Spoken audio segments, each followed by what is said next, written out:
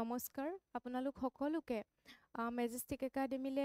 পুনৰবাৰ স্বাগতম জনাইছোঁ। আশা কৰিছোঁ ভালে আছে আৰু লগতে নিজৰ পঢ়া শুনা খুব ধুনীয়াকৈ কৰি আছে। আজিৰ ক্লাছটো আচলতে আমাৰ যিখিনি নিয়মীয়া ষ্টুডেণ্ট তেওঁলোকৰ বাবেতো হয় আৰু নতুনকৈ যদি কোনোবাই চাই আছে তেওঁলোকৰ বাবেও হয়, কাৰণ আমি শেহতীয়াভাৱে আমাৰ অসমৰ মাননীয় মুখ্যমন্ত্ৰী ডাঙৰীয়াই যি সংবাদ মাধ্যম যোগে যি ঘোষণা কৰিলে যে অলম'ষ্ট 4,000 ভেকেঞ্চি ওলাব আমাৰ আছাম পুলিচত। গতিকে খুব ডাঙৰ পদৰ আচলতে বিজ্ঞাপন ওলাবলৈ গৈ আছে। সেইকাৰণে হয়তো বহুত ছাত্ৰ ছাত্ৰীয়ে নতুনকৈ চাব। আজিৰ যিটো ক্লাছ হ'ব এই ক্লাছটোত আপোনালোকে আচলতে গোটেই ডিটেইলছত পাব যে আমি চমুকৈ আৰু সকলোবিলাক তথ্য আপোনালোকে লাভ কৰিব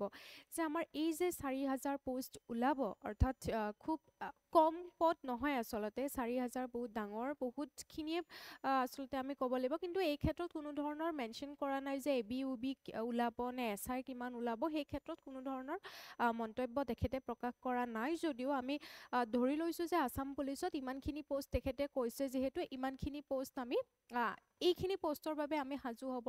সাজু হ'বলৈ হৈছে। গতিকে এই 4,000 পষ্টৰ এগেইনষ্টতটো আমাৰ কিমানখিনি পৰীক্ষাৰ্থী ওলাব সেইটো আমি জানো, ৰাইট? লাখ লাখ এপ্লিকেণ্টছ ওলাব এই 4,000 পষ্টৰ এগেইনষ্টত। গতিকে এই কম্পিটিশ্যনটো খুব এটা মানে সহজ নহ'ব, খুব জটিল হ'ব বুলিয়ে ভাবিছোঁ, কাৰণ যিহেতু ইমানখিনি ছাত্ৰ ছাত্ৰীয়ে এপ্লাই কৰিব। গতিকে আপোনালোকৰ সেই যিটো প্ৰিপাৰেশ্যন, সেই প্ৰিপাৰেশ্যনটো বহুত দেৰিলৈকে ৰখি থাকিলে নহ'ব, যে যেতিয়া নটিফিকেশ্যন দিব বা যেতিয়া পষ্টসমূহ ওলাই দিব বা যেতিয়া মানে আপোনাৰ এক্সামৰ ডেট দিব তেতিয়ালৈকে আমি ৰখি থাকিম, তেনেকুৱা নহয়। কাৰণ এই এক্সামটোৰ লগত জড়িত আৰু বহুখিনি আপোনাৰ প্ৰচেছ আছে। কাৰণ এনেকুৱা নহয় যে আপোনালোকে অকল ৰিটেন দিব, ভাইভা দিব, আপোনালোকে পাছ হৈ যাব, সেইটোতো নহয়। কাৰণ ইয়াতে আপোনালোকৰ ফিজিকেল ষ্টেণ্ডাৰ্ড টেষ্ট হ'ব, ফিজিকেল এফিচিয়েঞ্চি টেষ্ট হ'ব। গতিকে খুব এটা দীঘলীয়া যাত্ৰা বুলি আমি ক'ব পাৰোঁ। সেইকাৰণে আমি আচলতে এই 4,000 পষ্টৰ কাৰণে আমি কি ধৰণে আমি পঢ়িম, ইয়াৰে এই 4,000ৰ এটা পষ্টটো আমি ল'ব লাগিব, ৰাইট? আমি প্ৰত্যেকগৰাকী ছাত্ৰ ছাত্ৰী এটা পষ্ট আমি লোৱাৰ আশাতেতো আমি পঢ়িম। গতিকে সেই পঢ়াটো আমাৰ কি ধৰণৰ হ'ব লাগিব, ইয়াত কি ধৰণৰ আচলতে চিলেবাছ আমি বা কেনেধৰণৰ কথা আমি বা কেনেধৰণৰ টপিক আমি পঢ়িব লাগিব, তাৰ লগতে এটা খুব গুৰুত্বপূৰ্ণ এটা কথা হ'ল যে পেটাৰ্ণটো কেনেকুৱা। বহুতে এই বস্তুটো গম নাপায়, যিসকল নতুন ছাত্ৰ ছাত্ৰী, যিসকলে এইবাৰৰ আছাম পুলিচত পৰীক্ষাত তেওঁলোকে অৱতীৰ্ণ হৈছিলে, তেওঁলোকে হয়তো গম পায়, কাৰণ তেওঁলোকেতো গোটেইখিনি প্ৰচেছৰ থ্ৰু দিয়ে তেওঁলোকে অৱতীৰ্ণ হৈছিলে পৰীক্ষাত। কিন্তু কথাটো হ'ল তেওঁলোকৰ হয়তো ক'ৰবাত পইণ্টছৰ কাৰণে হয়তো ক'ৰবাত তেওঁলোকে ৰৈ গৈছে, চিলেকশ্যন নহ'ল তেওঁলোকৰ। গতিকে তেওঁলোক পুনৰ সেই প্ৰস্তুতিটো তেওঁলোকে আৰম্ভ কৰিব পাৰে, যিহেতু তেওঁলোকৰ পঢ়াখিনিও অলম'ষ্ট তেওঁলোকে কৰিছে যোৱাটো প্ৰিপাৰেশ্যনত। গতিকে এইবাৰ আপোনালোকে আৰু কোনখিনি বস্তুত গুৰুত্ব দিব লাগিব, কোনখিনি বস্তুত আপোনালোকে বেছি ফ'কাছ দিব লাগিব, যোৱাবাৰ কোনখিনিত আচলতে আপোনালোকৰ ৰৈ গৈছিলে, ৰাইট? আৰু যিখিনি বিগিনাৰ্ছ হয়, যিসকলে নতুনকৈ এই যাত্ৰাটোত আহিম বুলি ভাবিছে যে আছাম পুলিচত আমি এইবাৰ নতুনকৈ চেষ্টা কৰিম, তেওঁলোকৰ কাৰণে আচলতে খুব এইটো জৰুৰী যে এক্সাম পেটাৰ্ণটো কেনেকুৱা হ'ব, কি ধৰণৰ আমি নিজৰ প্ৰস্তুতিটো আৰম্ভ কৰিব লাগিব। গতিকে আজিৰ ক্লাছটোত আপোনালোকে সকলোখিনি তথ্য লাভ কৰিবলৈ পাৰিব। শেষলৈকে ক্লাছটো চাব যে চিলেবাছত আমি কোনসমূহত গুৰুত্ব দিব লাগিব, ৰাইট? গতিকে লাষ্টলৈকে আপোনালোকে ক্লাছটো চাব। প্ৰথমতে ক'ব বিচাৰিছোঁ, যদি আপোনালোকে আমাৰ মেজেষ্টিক একাডেমি টেলিগ্ৰাম চেনেলটোত জইন হোৱা নাই, তেতিয়াহ'লে আপোনালোকে এই চেনেলটোত জইন হৈ থ'লে যিখিনি কাৰেণ্ট এফেয়াৰ্ছক আপোনালোকৰ পৰীক্ষাৰ কাৰণে আচলতে লাভজনক হ'ব। সেইকাৰণে ইয়াতে আপোনালোকে জইন হ'ব, আৰু তাৰ লগতে কিছুমান কুইজ আপোনালোকে ইয়াতে জইন হ'লে প্ৰেক্টিছ কৰিব পাৰিব। চ' আহিছোঁ আমাৰ এই যিটো নটিফিকেশ্যন বুলিয়ে মই যোনটো ক'লোঁ যে তেওঁ শেহতীয়াভাৱে জনাইছে সংবাদ মাধ্যম যোগে যে 4,000 আপোনাৰ নিউ ভেকেঞ্চি ওলাব। গতিকে যি 2 লাখ গভৰ্ণমেণ্ট জব বা 2 লাখ চৰকাৰী চাকৰি দিয়াৰ যিটো তেওঁ ইনিচিয়েটিভ লৈছিলে, গতিকে তাৰে আৰু 4,000 পষ্ট এতিয়া কি কৰিব, নতুনকৈ মোকলাই দিব। আৰু 4,000ৰ হয়তো কম বেছি হ'ব পাৰে, ইফাল সিফাল অকণমান হ'ব পাৰে, বা ABUB কিমান আহিব, কি ধৰণৰ কথা, সেইখিনি আপোনালোকে গম পাব। এতিয়া আমি চাওঁ এইখিনিৰ কাৰণে আমি কি ধৰণে আমাৰ নিজৰ প্ৰস্তুতিটো আমি এতিয়া আগবঢ়াব লাগিব। প্ৰথমতে আমি ষ্টেপকেইটা জানি লওঁ, কাৰণ আমাৰ প্ৰথমটো জনাটো খুব দৰকাৰ যে আমি কোৱালিফিকেশ্যনটো অৰ্হতা কি হ'ব লাগিব সেইটো জনাটো খুবেই প্ৰয়োজনীয়। আপোনালোকক মই কৈ গৈছোঁ অৰ্হতাটো আপোনালোকৰ যদি বয়সৰ ক্ষেত্ৰত যদি চায়, বয়সৰ ক্ষেত্ৰত আপোনালোকৰ মিনিমাম 18 বছৰ হ'ব লাগিব আৰু মেক্সিমাম 25 ইয়াৰ্ছ হ'ব লাগিব। মই অভাৰঅল কৈছোঁ জেনেৰেল কেটেগৰীৰ কাৰণে যে মিনিমাম 18 বছৰ আৰু মেক্সিমাম 25 ইয়াৰ্ছ জেনেৰেল কেটেগৰীৰ কেণ্ডিডেটসকলৰ কাৰণে। এতিয়া মই ইয়াতে এটা পইণ্টছ লিখিছোঁ এজ ৰিলেক্সেশ্যন, অৰ্থাৎ যিটো আমাৰ বয়সৰ কিছুমান সকাহ দিয়া হয় কাষ্ট অনুযায়ী। এতিয়া মই যদি ইয়াতে যদি চাই আপোনালোকে যিখিনি এছ টি হিলছ হ'ব পাৰে, এছ টি প্লেইন হ'ব পাৰে, নাইবা যিখিনি এছ টি চিডিউল কাষ্ট তেওঁলোকৰ কাৰণে যদি আপোনালোকে চাই এজ ৰিলেক্সেশ্যন 5 ইয়াৰ্ছ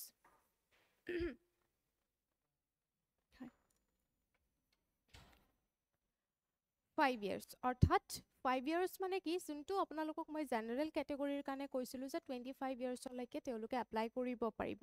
কিন্তু এছ টি হিলছৰখিনি বা এছ টি প্লেইনছৰখিনি আৰু এছ চিখিনি তেওঁলোকৰ কাৰণে 5 বছৰ সকাহ দিয়া হৈছে, অৰ্থাৎ তেওঁলোকে 30 ইয়াৰ্ছলৈকে কি কৰিব পাৰে আছাম পুলিচৰ এই চাকৰিৰ বাবে তেখেতসকলে আবেদন কৰিব পাৰে। এতিয়া আহোঁ এইটো আমি S T hills and S T plains and S টিৰ কাৰণে পালোঁ। যিখিনি অ'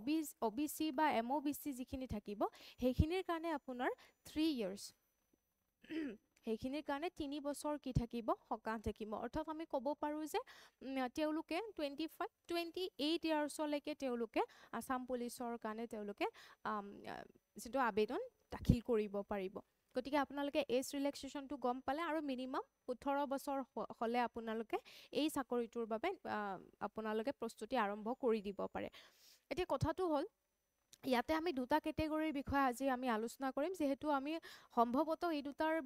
ওপৰতে বেছিকৈ পোষ্ট ওলাব। গতিকে এই দুটা কেটেগৰী যদি চাওঁ এ বি মানে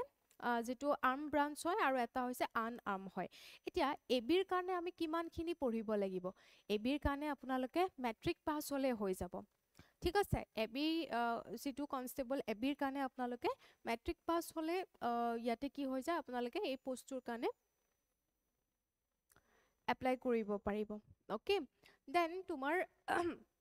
যিটো ইউ বি আছে ইউ বিৰ কাৰণে আপোনালোকে এইচ এছ পাছ কৰিলে কি হৈ যাব, এইচ এছ অৰ্থাৎ 12 পাছ কৰিলে আপোনালোকে এই চাকৰিটোৰ বাবে আপোনালোকে আবেদন কৰিব পাৰিব।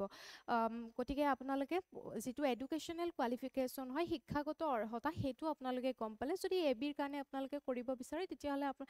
খুবেই এটা জৰুৰী কথা যে আপোনালোকে মেট্ৰিক পাছ কৰিলে এই চাকৰিটোৰ বাবে আপোনালোকে এপ্লাই কৰিব পাৰিব। আৰু যদি আপুনি হায়াৰ ছেকেণ্ডাৰী পাছ হয় তেতিয়া আপোনালোকে ইউ বিৰ কাৰণে কৰিব পাৰিব।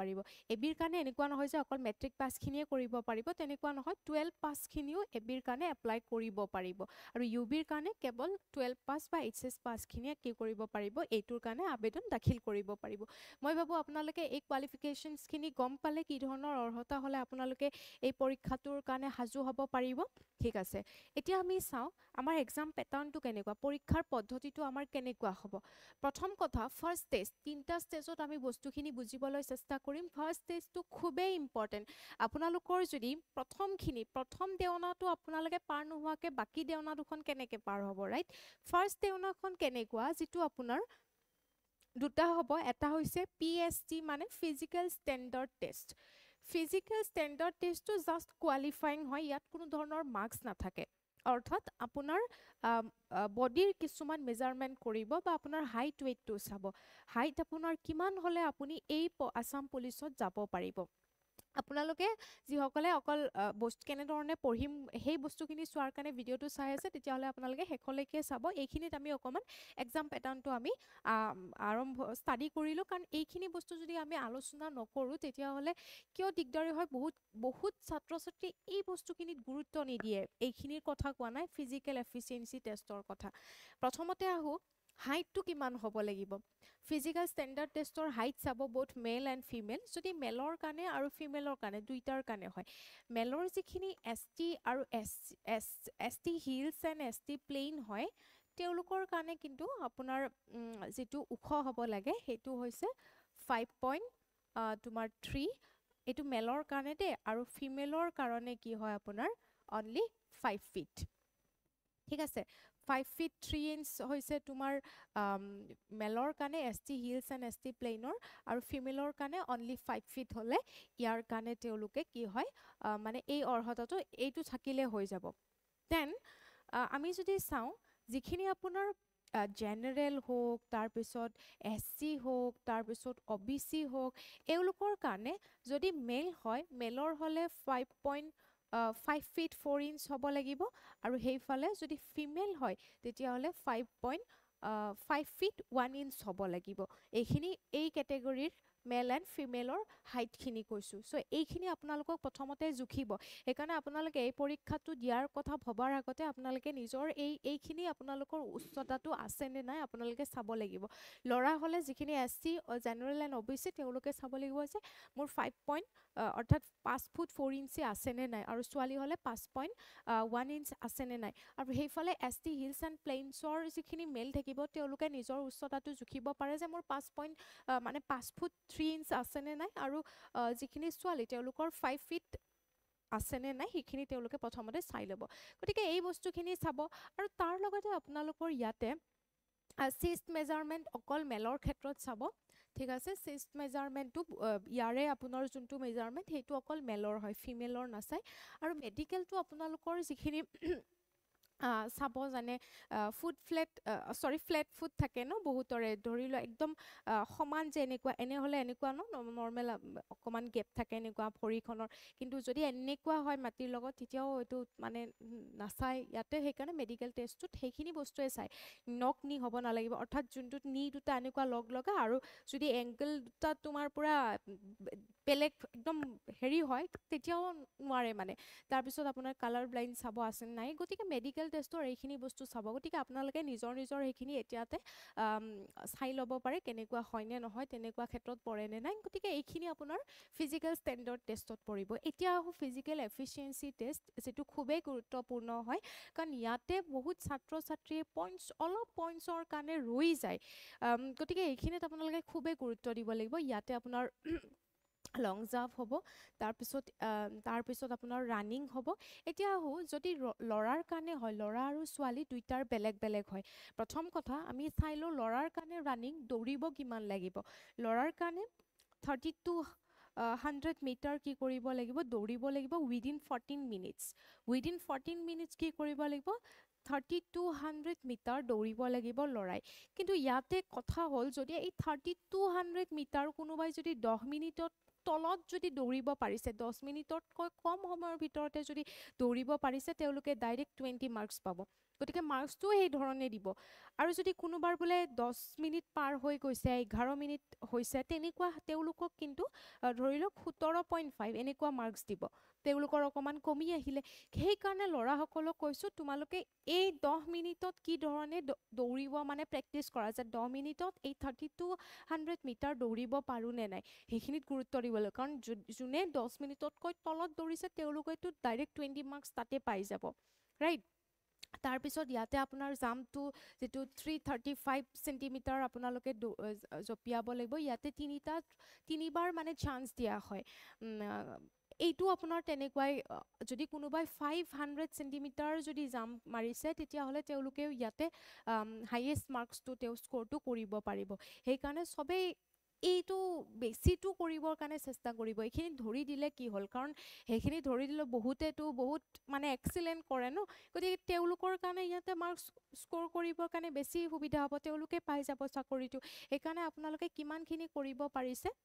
সেইখিনি চেষ্টা কৰক এতিয়াৰ পৰাই সেইখিনি আপোনালোকে পথাৰত হওক খেলপথাৰত হওক আপোনালোকে নিজৰ তেনেকুৱা প্ৰস্তুতিটো এতিয়াই আৰম্ভ কৰক ঠিক আছে নেক্সট আহক ফিমেলৰ কাৰণে আমি যদি চাওঁ এইখিনি আমি মেলৰ কথা গম পালোঁ এতিয়া আমি যদি ফিমেলৰ চাওঁ ফিমেলৰ দৌৰিব লাগে 1600 মিটাৰ উইদিন 8 মিনিটছ কোনোবাই যদি 5 মিনিট মানতে যদি তেওঁলোকে পাইছে তাত তেওঁলোকে মাৰ্কছ পাই গ'ল ফুল মাৰ্কছ পাই গ'ল অৰ্থাৎ চবতকৈ হায়েষ্ট স্ক'ৰটো তেওঁলোকে পাই যাব যদি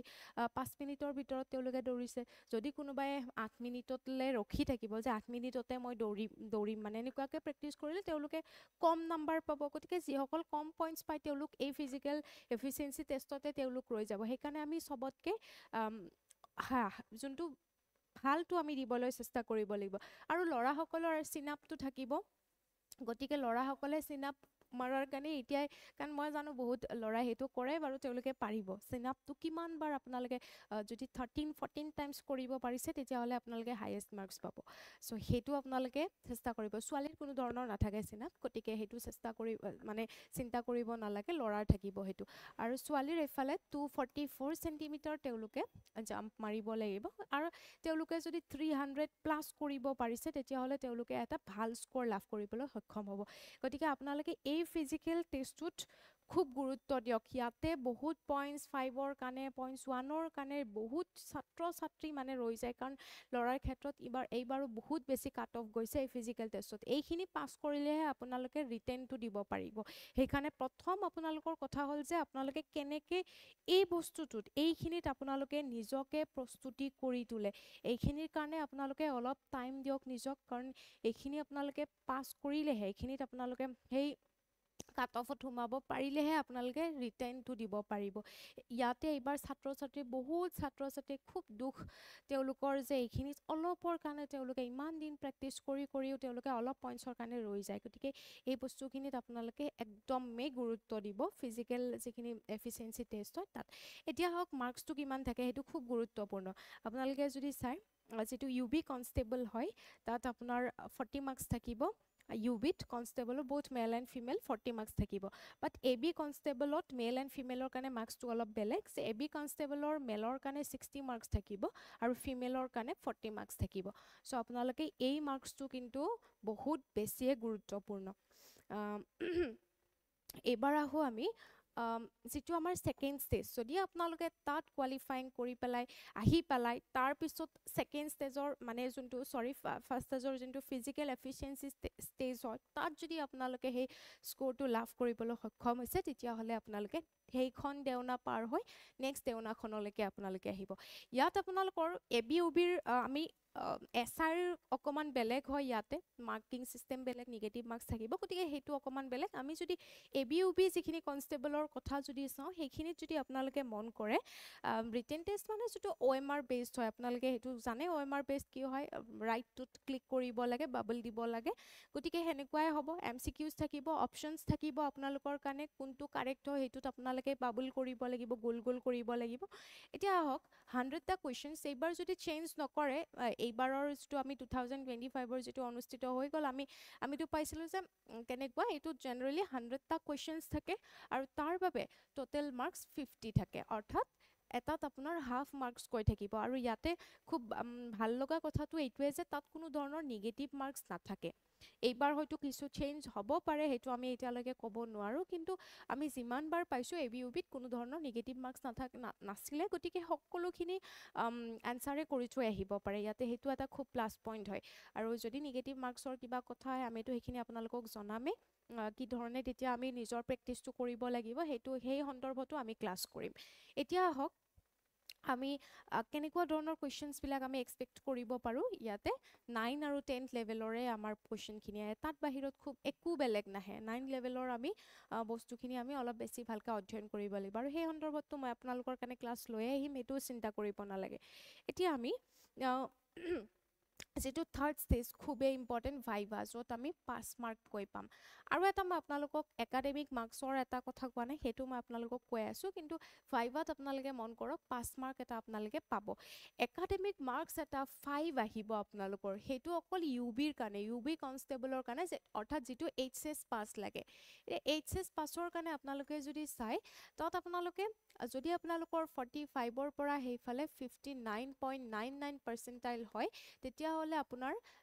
এটা 2 মাৰ্কছ আহিব যদি আপোনালোকৰ সেইফালে 60ৰ পৰা 74.99 পাৰ্চেণ্টেজ আহে তেতিয়াহ'লে আপোনালোকে 3 মাৰ্কছ পাব আৰু যদি আপোনালোকৰ 75% এভভ হয় সেইখিনিৰ পৰা তেতিয়াহ'লে আপোনালোকে ডাইৰেক্ট 5 মাৰ্কছ এটা লাভ কৰিবলৈ সক্ষম হ'ব গতিকে সেইটো আপোনালোকৰ কাৰণে খুব সুখবৰ হয় যিসকলে ইউ বিৰ কাৰণে এপ্লাই কৰিব তেওঁলোকে এইখিনি মাৰ্কছ তেওঁলোকে পাই যাব এতিয়া আহক ছাবজেক্টখিনি আমি অকণমান গুৰুত্ব দিওঁ যে আমি কি ধৰণে আমি পঢ়িব লাগিব আপোনালোকে যদি মন কৰে আছাম পুলিচৰ এ বি ইউ বি বা এছ আইয়ে নহওক কিয়